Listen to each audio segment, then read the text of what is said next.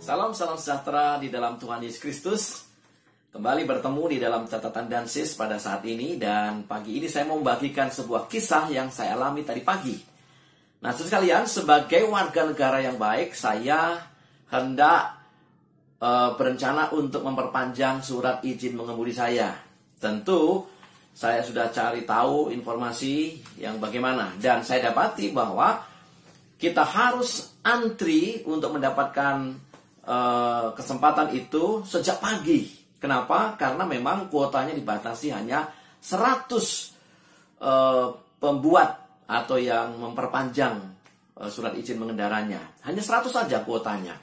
Lalu rupa-rupanya saya berangkat dari rumah kurang lebih jam-jam 4:30 ya. Saya tidak terlalu kencang karena saya sepi, saya pikir saya harus hati-hati. Sampai di sana masih kurang jam 5 dan semua rupanya sudah banyak yang datang untuk mengantri. Akhirnya saya mengambil tempat sesuai dengan antrian. Di samping saya ada seorang ibu, di sebelah kanan saya ada seorang muda. Dan semua diatur sedemikian rupa oleh petugas yang di sana. Dan loket antrian itu dibuka pukul 7. Nah, yang menarik adalah ketika mulai siang jam 7, petugas sudah datang, kita semua mulai berdiri. Kita tadinya yang duduk-duduk santai, ngobrol-ngobrol, karena kini ada juga yang tidur-tiduran. Kita sudah mulai berdiri.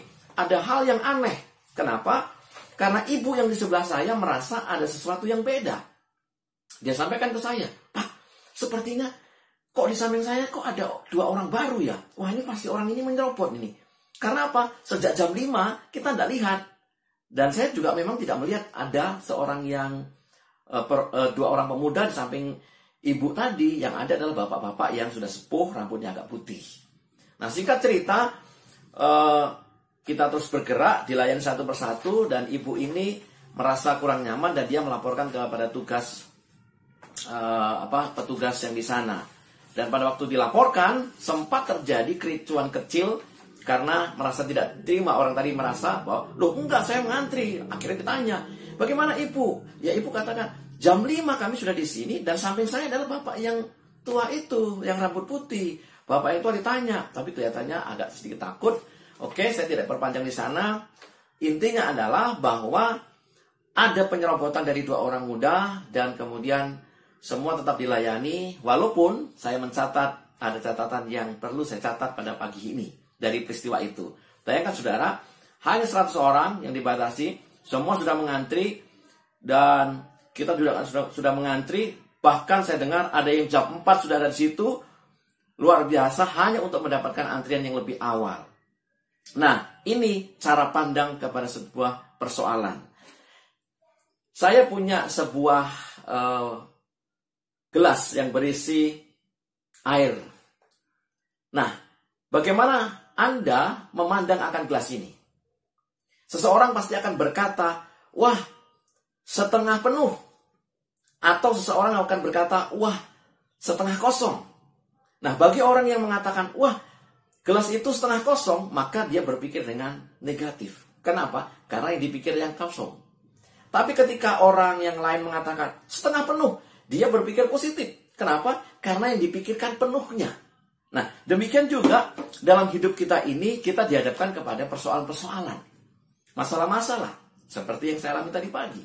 Bersama dengan ibu yang sebelah saya. Ya, bagaimana kita memandang persoalan? Hanya ada 2 jenis orang. Yang memandang persoalan itu dengan apakah negatif ataukah positif. Apakah kita mau bergembira atau kita tetap bersedih. Itu hanya 2 jenis golongan daripada manusia di mana kita menghadapi persoalan. Itu catatan saya. Nah, saudara sekalian, kenapa itu penting dan saya perlu luangkan di dalam catatan Dansis pagi ini?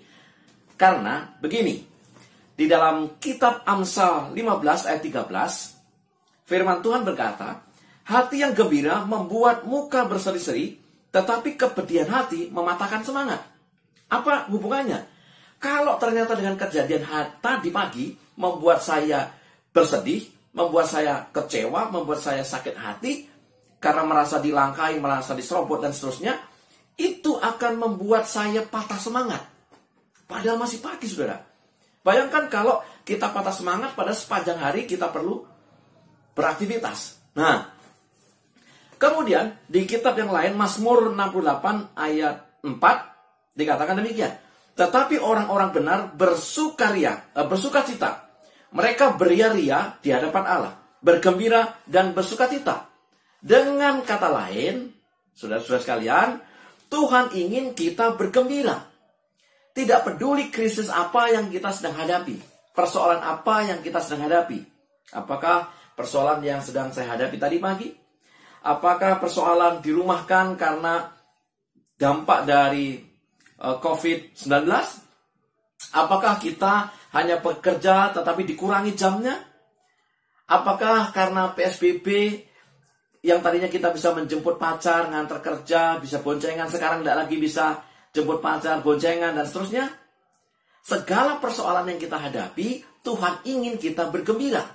Kalau tidak, kita akan patah semangat. Kalau tidak, kita akan mudah sakit hati. Kalau tidak, kita akan mudah kepada berpikir hal-hal yang negatif.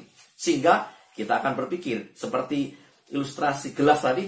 Wah, gelas itu kosong atau setengah kosong. So sekalian, Tuhan ingin kita bergembira.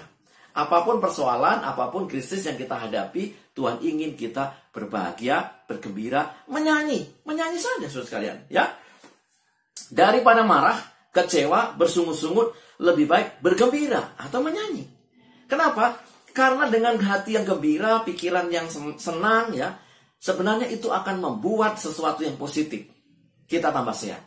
Dari mana kita tahu itu? Daripada banyak saudara bisa cari tahu di dalam apa hubungannya kegembiraan dengan kesehatan. Banyak. Saya mau bacakan kutipan pena inspirasi Ellen G. White di dalam Testimonies jilid 1 halaman 702 tahun 1868. Dikatakan demikian. Pikiran yang merasa puas, roh yang gembira adalah kesehatan bagi tubuh dan kekuatan bagi jiwa. Tidak ada yang lebih subur menyebabkan penyakit daripada depresi, kemurungan, dan kesedihan. Wow. Ini adalah hal yang sangat luar biasa. Kalau kita depresi, kita murung, kita marah, itu akan membuat kita menjadi tambah penyakit. Tetapi kalau hati kita gembira, kita menyanyi, ya, kita bersukacita, tambah sehat. Kemudian di tulisan yang lain, hamba Tuhan Ellen G. White juga masih menuliskan dalam Hidup yang Terbaik halaman 274. Rasa terima kasih, kegembiraan, kebajikan, percaya pada kasih dan pemeliharaan Allah, semua ini adalah perlindungan kesehatan terbesar. Saudara dan saya akan dilindungi dengan kesehatan kalau kita mengembangkan roh bersyukur, roh bergembira, roh berterima kasih, dan hilangkan roh-roh yang merusak kesehatan, amarah, kebencian, sakit hati, dan seterusnya. Catatan pagi ini adalah biarlah setiap peristiwa yang kita hadapi, hal-hal baik besar maupun kecil, krisis baik besar maupun kecil, masalah baik besar maupun kecil, mari kita mengambil sikap untuk tetap positif, bergembira, memuji Tuhan, kalau perlu dengan sukacita, dengan hati yang benar-benar meluap-luap di dalam pujian kita. Supaya apa? Bukan saja supaya kita sehat, tetapi supaya kita bisa merasakan akan kasih Allah dalam hidup kita. Kita berdoa. Terima kasih ya Tuhan untuk catatan Dansis pagi ini. Kami diingatkan oleh firman Tuhan yang begitu indah untuk mengembangkan akan hati yang bersyukur, hati yang bergembira, hati yang bersukacita. Karena dengan demikian itu akan menambah kesehatan bagi tubuh kami, bagi jiwa kami, dan kami menjadi orang-orang yang berpikir secara positif. Dalam nama Yesus kami berdoa. Amin. Sekalian, biarlah ini menjadi berkat bagi kita. Bila mana kita selalu menghadapi persoalan itu dengan kegembiraan, dengan sukacita, itu jauh lebih baik daripada menghadapinya dengan kemurungan, amarah, dan sakit hati. Tuhan memberkati kita.